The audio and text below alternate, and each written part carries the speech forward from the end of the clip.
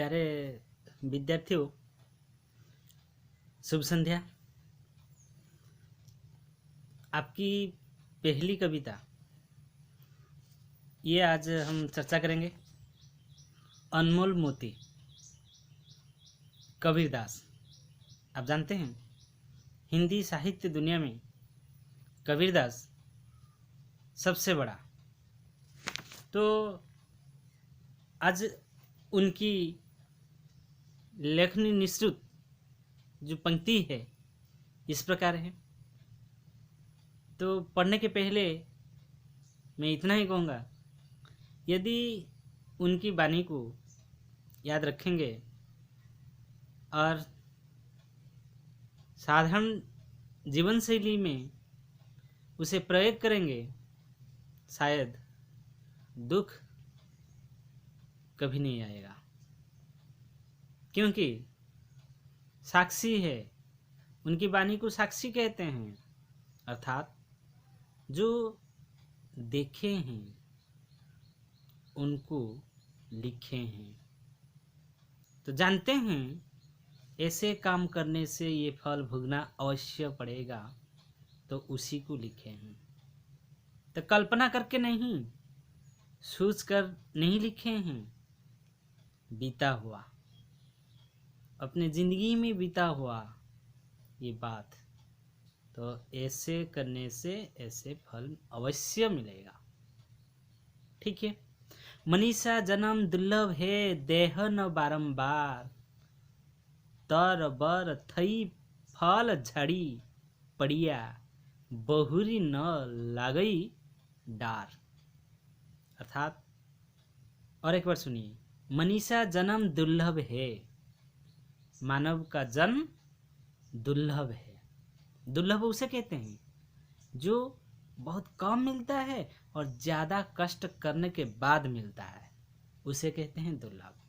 तो मनीषा जन्म, मानव का जन्म दुर्लभ है, देह न बारंबार, ये शरीर बारंबार नहीं मिलता है।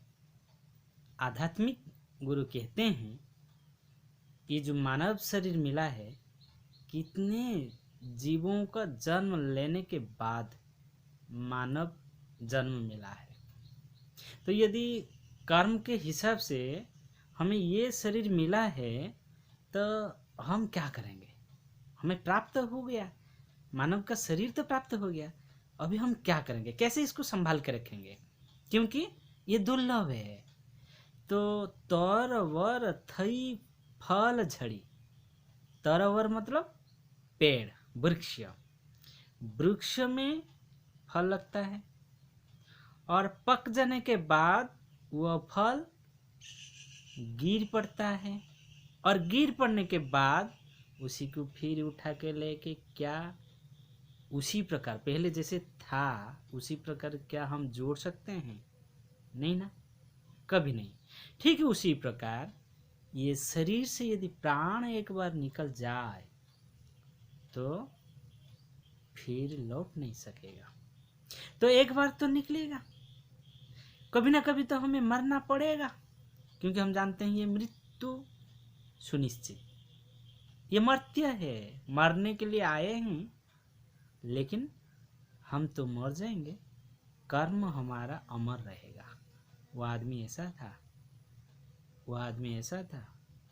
तो बाद में तो हमारे पास बहुत कम समय है, तो मरने के पहले कुछ अच्छा काम करके चल जाएंगे। दूसरी पंक्ति, सुना सज्जन साधुजन, टूटी जुरे सोबार, दुर्जन कुंभ कुम्हार के एक ही धक्का दरार। अर्थात सोना सज्जन, सोना एक धातु है, सज्जन जो है और साधु लोग जो है, ये तीन क्या करते हैं?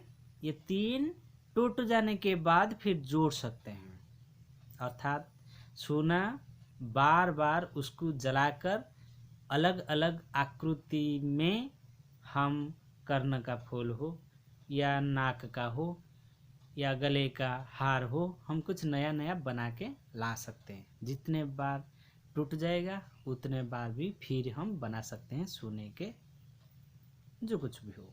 लेकिन सज्जन आदमी जो है, एक बार मेरे साथ झगड़ा हुआ तो फिर समझने के बाद आपस में समझदार भाव लेकर फिर हमारे साथ बातचीत हो सकती है या संपर्क जोड़ सकता है। यदि सज्जन, विज्ञ या ज्ञानी आदमी होते हैं, वो समझते हैं।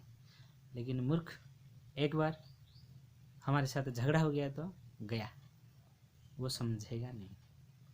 ठीक उसी प्रकार साधु भी, साधु जो होते हैं फिर संपर्क जोड़ सकते हैं।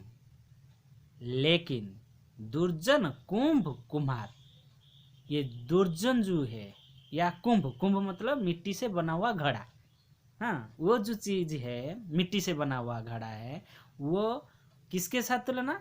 वो मूर्ख आदमी के साथ या दुर्जन के साथ। जैसे घड़े एक बार टूट गया तो फिर जोड़ नहीं पाएंगे, ठीक उसी प्रकार जो दुर्जन आदमी है उनके साथ संपर्क एक बार टूट गया तो वो जैसे पहले से था उसी प्रकार नहीं हो पाएगा। एक धक्का दरार, एक बार कुछ हो गया तो काफी, फिर लौटेंगे नहीं। तो इसीलिए पहली पंक्ति से हमें ये प्रेरणा मिली, मानव का जन्म दुर्लभ है, ये शरीर बारंबार नहीं मिलेगा।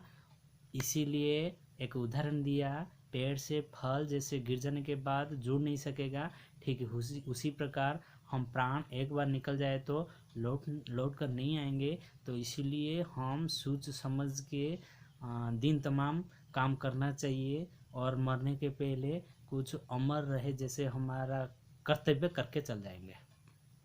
नेक्स्ट पंक्ति, सुना, सज्जन, साधु, ये तीन लोगों का, ये तीन का उदाहरण दिया जिसे हम इनके साथ जैसे नया नया संपर्क या रिश्ता फिर हो सकता है, लेकिन दुर्जन के साथ नहीं हो पाएगा। तो इसीलिए हमें क्या करेंगे? दुर्जन से दूर रहना चाहिए। अर्थात जो सज्जन लोग सर्वदा मित्रता बनाए रखते हैं, मगर दुर्जन जरा सा खटपट होते ही अलग हो जाते हैं। यही सारांश, इसको याद कर लीजिए।